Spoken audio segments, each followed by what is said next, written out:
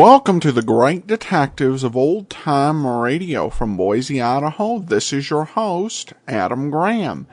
If you have a comment, email it to me, box13@greatdetectives.net. Follow us on Twitter at Radio Detectives and become one of our friends on Facebook. Facebook.com/Radio Detectives. Well, before we do get started, I want to encourage you, if you've not already, to pick up your copy of Slime Incorporated. It's my first detective novel set in my hometown of Boise, Idaho. As private investigator Cole Eustick has to navigate through a web of dirty politics and intrigue. It is available for the Kindle, the Nook, in the iBook store, and as a paperback. You can also pick up a copy and find links to all the books I've written at store.greatdetectives.net. Well, now it's time for today's episode of The Saint. The original air date, January the 21st of 1951. And the title, Tuba or not Tuba? That is the question.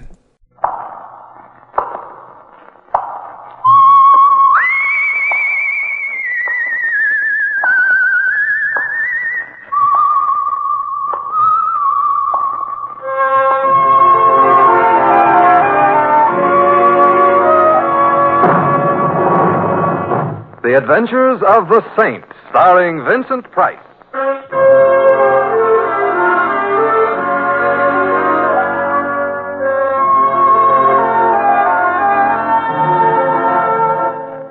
The Saint, based on characters created by Leslie Charteris and known to millions from books, magazines, and motion pictures. The Robin Hood of modern crime now comes transcribed to radio, starring Hollywood's brilliant and talented actor Vincent Price as The Saint.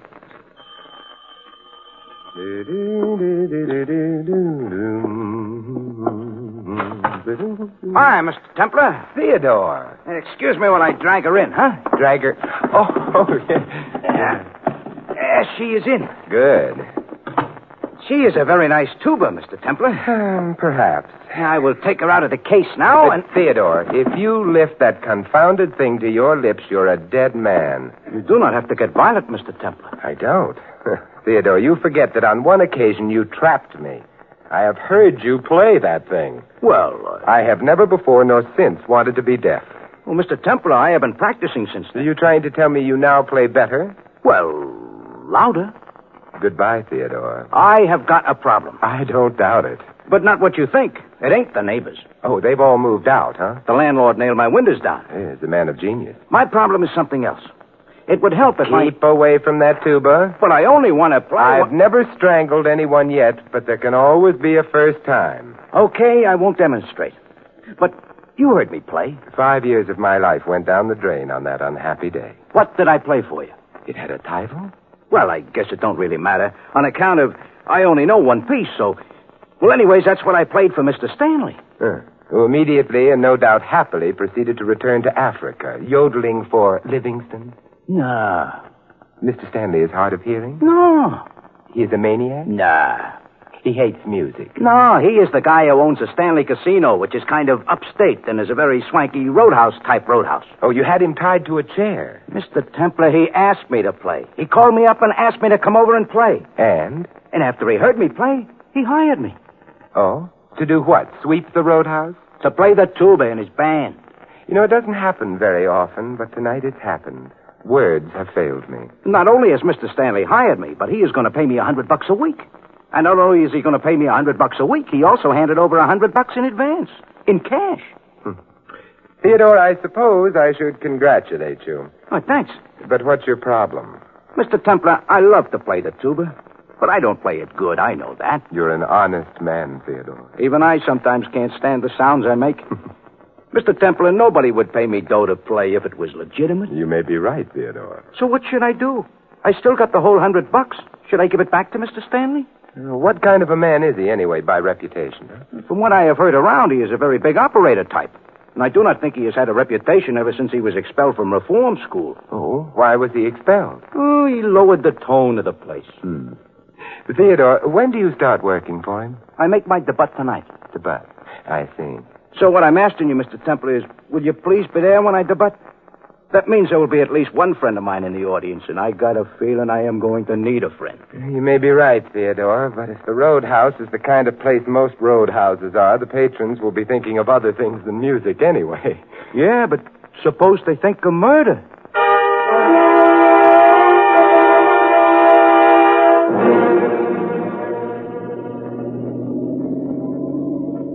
Mr. Templar, Yes, Louis?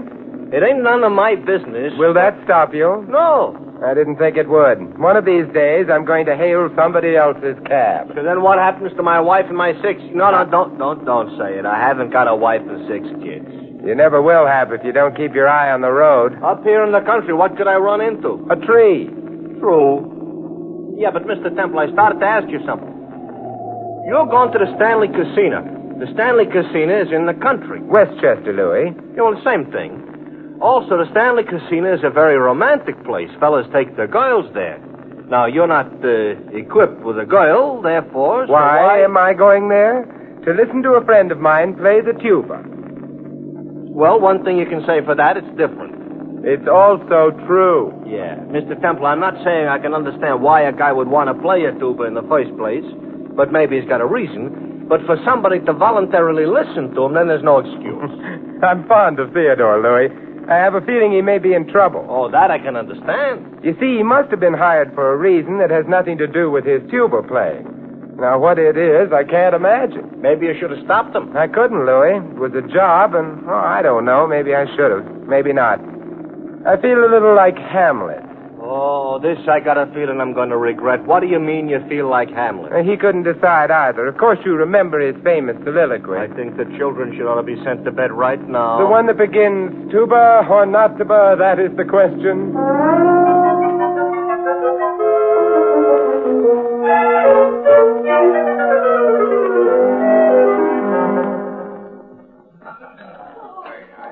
Oh, it's a nice joint, Mr. Templar. So it is.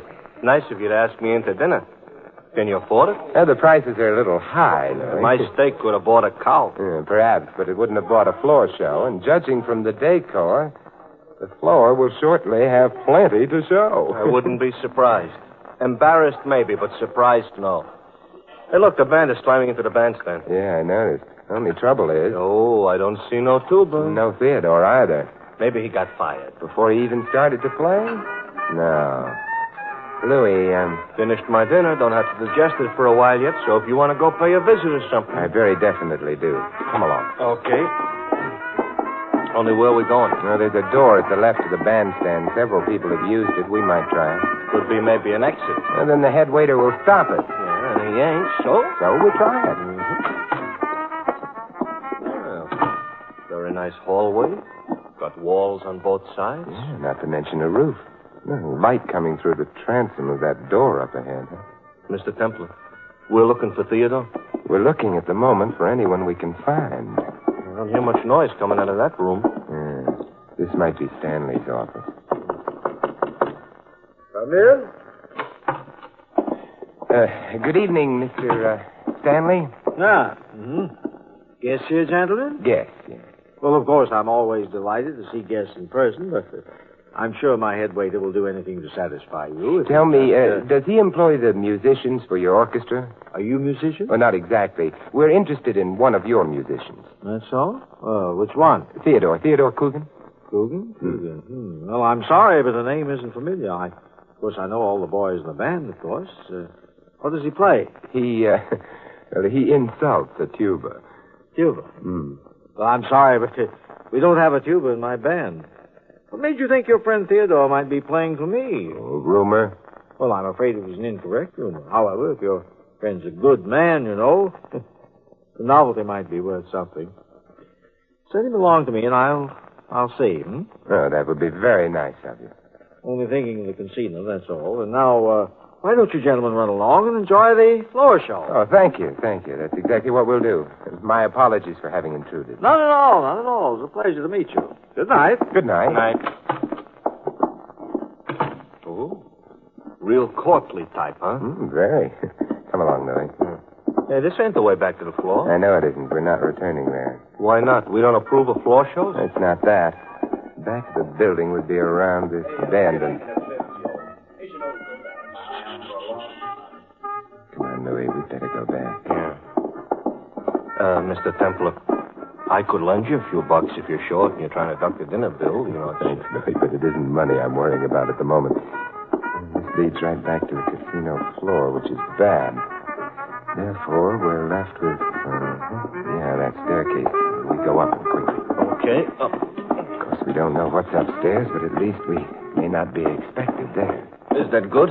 Better than what's likely to happen downstairs. What makes you think something's liable to happen downstairs? The instant I mentioned Theodore to Stanley, he casually pressed a button at the side of his desk. A button which I suspect is his equivalent for a danger signal. Danger to who? I'm afraid, Louis, to us. Oh. Turning to the landing and...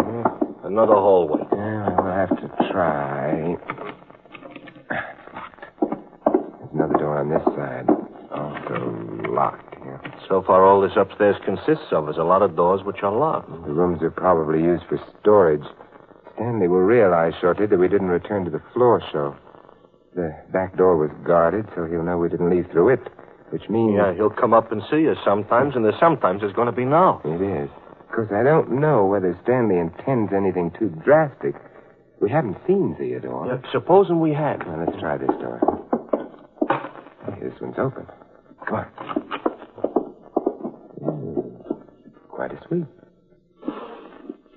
You better didn't use some sweet air in their suite. Maybe they ducked up here. Hey, shut the door, Louis. Okay. Is there a bolt on the door? Yeah. I slide it? You slide it.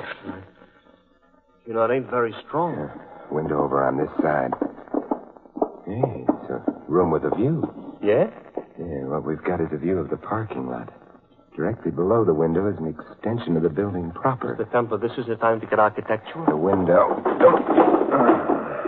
Oh, it's cold out. Perhaps, but... Hey, watch, Joe. Out, Louis. The roof of the extension is only a few feet below. So it's out? Good.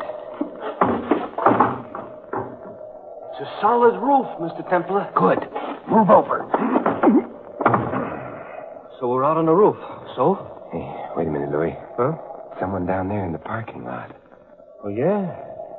And even from here, I can see he's carrying something besides small change in his right-hand coat pocket. Armed and unquestionably forewarned. Room service back in the room is getting impatient. Only a short drop to the ground. Louis, jump down. Jump? But... And let that man down there come to you. You stay right down below the edge of the roof. I'm calling you. Louis, hurry. Okay. Hey, you. Oh, me? Don't move. Never broke a lease in my life. Keep your hands away from your pockets. Yeah, but they're in my pocket. I said... Okay. I heard what you said. Well, here goes. Mr. Temple, you didn't say 4, and you landed right on him. Hey, it's out cold. Come on, Louis. Yeah, I already located it. It's over to the left. Come on, let's take a cab, huh? Temple. Yeah? A very good foot racer, I ought to tell you. I'm not. I take it back. I just gained 50 miles an hour. We're almost to the cab. The light isn't too good for their aim. Their aim could be too bad for our health. Ow! Hey, Louis, were you hit? No, they scratched the fender. I just painted I'll it. buy you a new fender. Quick, Louis, in. Yeah. What? Look, come on. Mr. Tempter, did we stop at a gas station on the way out here? Yeah, the one with the flying red horse just outside the city. We should have taken the horse. Oh. No, we'll go. Those bullets are breaking the speed limit. Oh, boy, I think we're out of range now. As long as we ain't out of gas. Hey, Louis. What? I just remembered. What is it, Mr. Temple? What happened? I forgot to pay the check.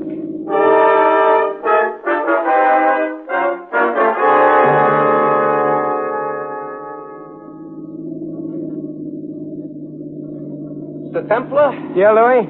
I ain't as big a coward as I sound. Of course you're not. I'm bigger. Why don't we go home instead of visiting that tuba player? Louis, Theodore may be in danger. Uh-huh. And when they fire bullets at us, we're not in danger. Huh? You mustn't forget, Louis, that Theodore has to worry about his tuba, too. Oh, this touches me. Okay, we'll help Theodore protect the tuba. But if we wind up in a hospital, who'll need a tuba? We will. A tuba toothpaste.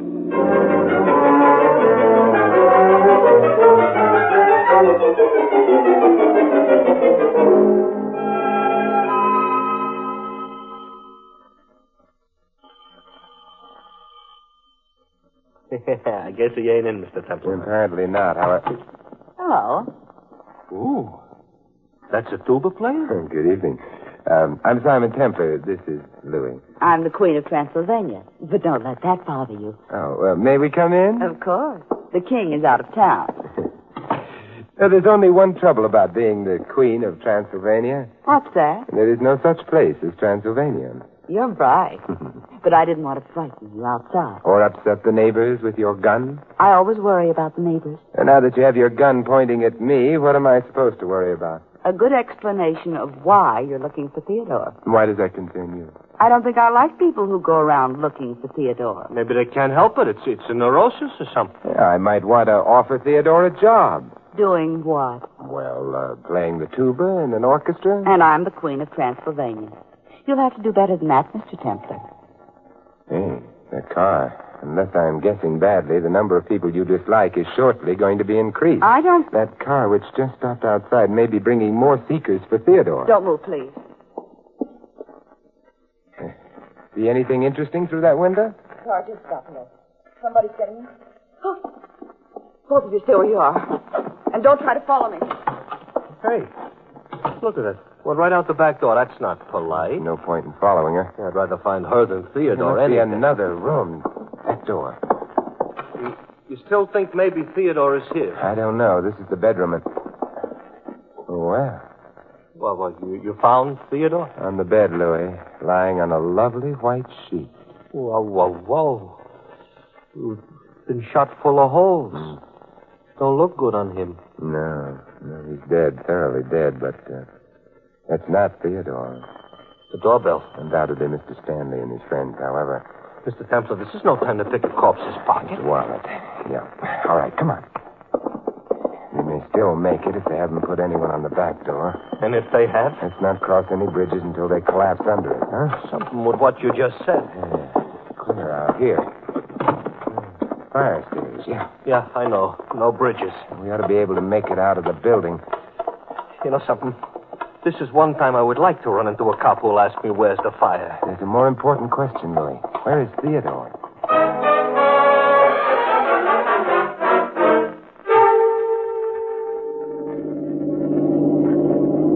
Look, Mr. Templar, ain't we had enough escapes for tonight? I don't know.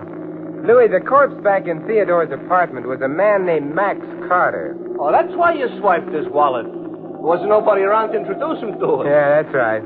Does that wallet also tell you why he was murdered? No. Therefore, Yeah? suppose we stop at the nearest drugstore. Mr. Templar, I couldn't eat a thing. That's not what we need a drugstore for. Look, there's one up ahead, Louis. Okay. Hey, no, Mr. Templar. Wouldn't you have thought that whoever killed that Carter guy could have been smart enough at least to swipe the wallet so that the body wouldn't have been immediately identified? No. I suspect it was very important to the killer that the body be identified, and quickly. I will say aha. This makes me sound smart, like I understood what you said. So now I can be a dope again. We're in the drugstore, now what? So we find a phone booth. Yeah, this one. Yeah. And we make a phone call. Well, if you'd have had a chance at least to get a phone number, I would know who you were phoning. But you didn't. So who you phoning? The police. Louis, I've got to find out who Max Carter is. Lieutenant Archer here. Oh, Lieutenant Simon Templar. The lieutenant just left for the upper Amazon. Good night. Well, what's the matter with the lower Amazon? Too low. Simon, what can I do for you? Who is Max Carter? Crook, drug addict, blackmailer. A wholesome little character. I see. Suppose he was found murdered. I'd give 3 cheers. And after that, you'd suspect whom? Killing Carter? Thousands of people. But the first guy I try to get in touch with would be a little tuba player named Theodore Coogan. Theodore Coogan? Why, Lieutenant? Well, Coogan was engaged to a girl named Wendy Breen. Very much in love with her. She committed suicide. Because of Carter, huh? Yep. So, unless Theodore had an ironclad alibi... Lieutenant, not ironclad. That went out with the bustle. Simon, why are you interested? In the bustle? No, in Carter. Well, maybe he has a bustle. Goodbye, Lieutenant. That's interesting. What is? Louis, I am about to ruin an old proverb. Oh, Mr. Templar, be careful. It's sometimes necessary to pay the piper, true. But then it may also be necessary to prevent him from piping. get back to the cab.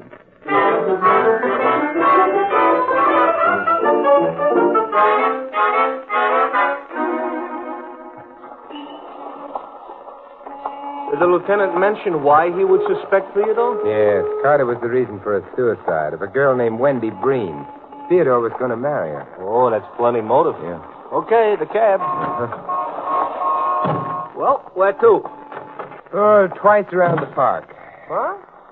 Mr. Templar, you're not the man you used to be.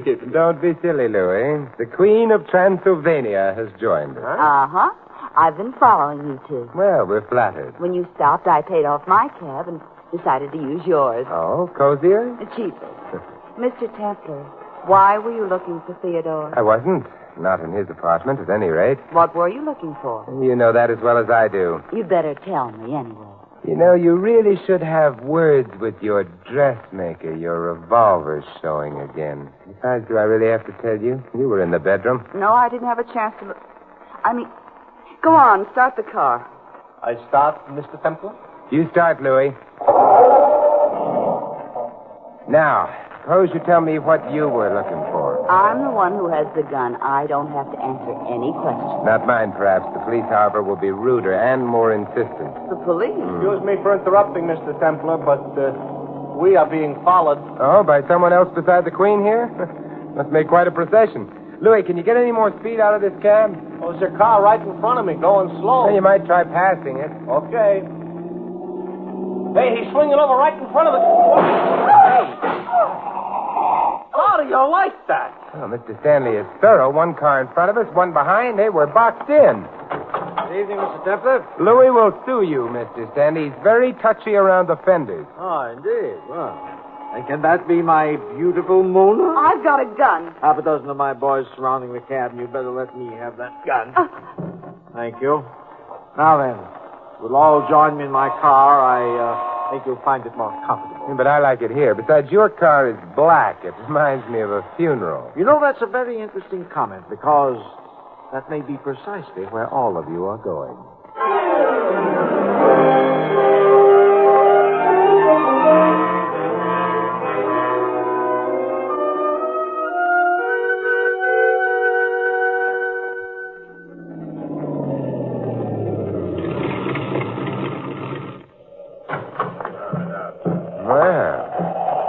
Stanley Casino, huh?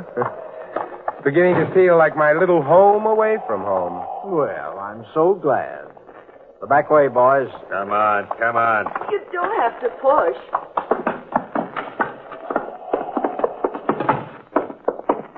My office. No one minds.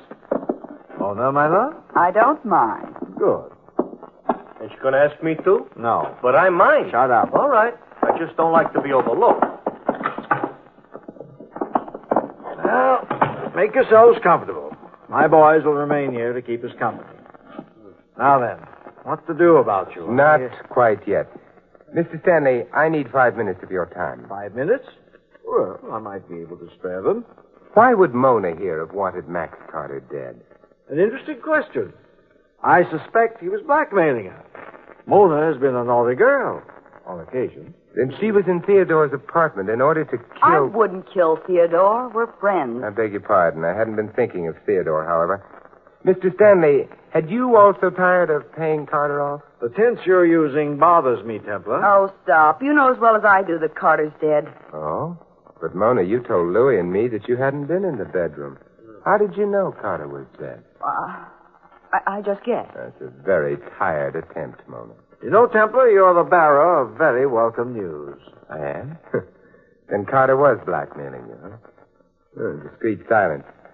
However, it's no longer worrying you, with Mona's admission. By the way, Theodore must be on his way home now, huh? I wouldn't be at all surprised. Although I can't understand why you assume I know anything of Theodore's whereabouts. No? Well, in that case, we may as well leave. Yes, I think so. Will you drop Mona off at police headquarters? I didn't kill Carter. I would have liked to, but he was already dead. My dear girl, I suggest that you save that impassioned cry for the jury. What jury? The one that will try her for the murder of Max Carter. Oh, but she won't be tried for that. She didn't murder Carter.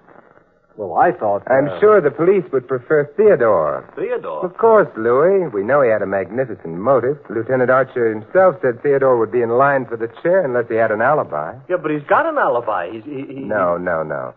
What Theodore will try to say is that he was hired as a tuba player by Mr. Stanley here. Came to the casino, but instead of being permitted to play, he was bundled into a car, driven about for hours, and then released. Well, that would give him an alibi. If he were believed.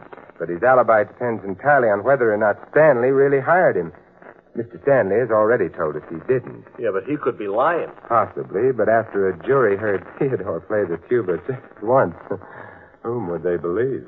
No one would believe Theodore. So? Theodore would stand a very good chance of dying in the electric chair. However, oddly enough, Theodore will be believed. Having fun, Templar? First you pinned it on Mona, then on Theodore. Now suddenly you're changing your mind again. What's the idea? You'll be believed because first I shall corroborate his story. The jury could think that you were perjuring yourself for a friend. No. Because you see, Stanley, other people besides Mona and Theodore wanted Carter dead. Let's suppose that one of them got Theodore out of his apartment and then put Max Carter's already dead body in there. That would put Theodore, if you'll pardon the expression, on the spot. Well, how would this theoretical person get Theodore out? By making him a fake offer of employment, by seeing to it that no one would later believe in that offer, by also making sure that Theodore would have no alibi for the critical time. Mm-hmm. That person, according to you, could only be myself. Well, that's a clever theory. More than a theory, Stanley. Carter was shot full of holes. That's how I described it. Yet the sheet on which he was lying on the bed in Theodore's apartment was a lovely white sheet. That's how you described it. But it should have been red with Carter's blood. Therefore, Carter was killed elsewhere and moved to Theodore's apartment. That does it, Templar, I'm afraid. If you'd been bright enough to keep your mouth shut. What's that? I suspect it's the police. I didn't notify them earlier because Theodore was in your hands. What I did do, however, was leave a matchbook in Carter's pocket. A matchbook? Yes, one supplied by your management when Louis and I dined here. I knew your plan called for one of your men to notify the police anonymously of Carter's death in Theodore's apartment. Therefore, Okay, open up. You're having company, Mr. Stanley. You'd better open the door. They're calling for you.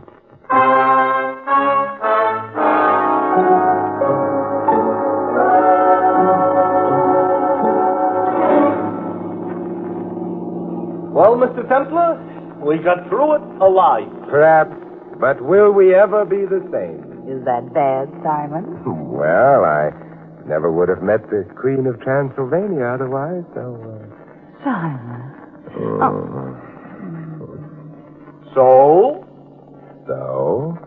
So long live the Queen.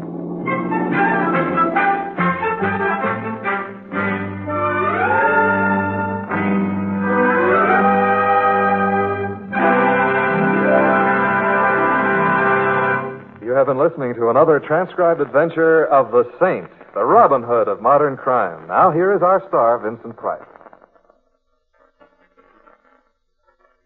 Ladies and gentlemen, almost by definition, freedom has been an integral part of America. It is the foundation upon which our political philosophy is based. And now we must reaffirm our faith in that philosophy. This is the sentiment expressed by the Crusade for Freedom. The purpose of the crusade is simple. First, to bring moral and financial support to a radio station operating in the heart of Europe itself. A radio station which gives the communist-dominated countries a chance to hear the voices of their exiled democratic leaders, to tell the world just what America stands for, and to bring the truth to the ears of subjugated Europe. To reaffirm your faith in freedom, join the crusade for America, for all humanity. This is Vincent Price inviting you to join us again next week at the same time for another exciting adventure of the Saint. Good night.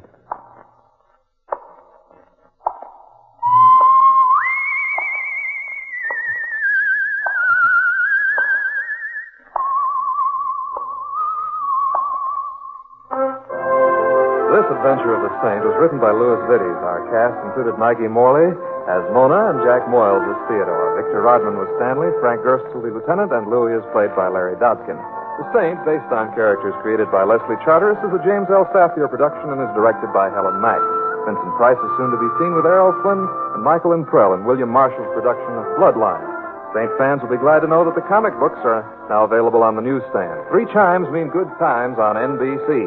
Today, Cary Grant and Betsy Drake star in the premiere of a delightful newcomer to the NBC Sunday lineup, Mr. and Mrs. Blandings. It's top listening, so be sure to hear the Cary Grants as Mr. and Mrs. Blandings later on NBC.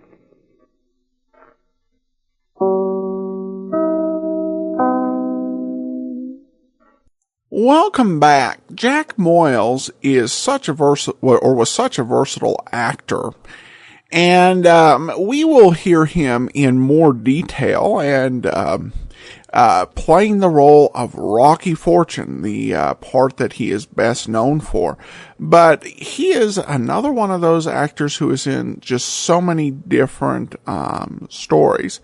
And good voice work. I didn't actually recognize it first as Moyles.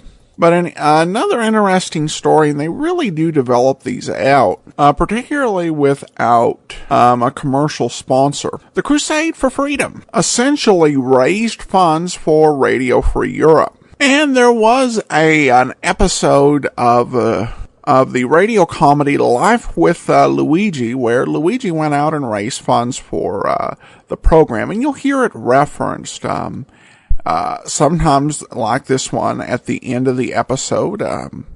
I've heard that referenced on Our Miss Brooks, but it was something that ran throughout the 1950s until 1960 to raise funds for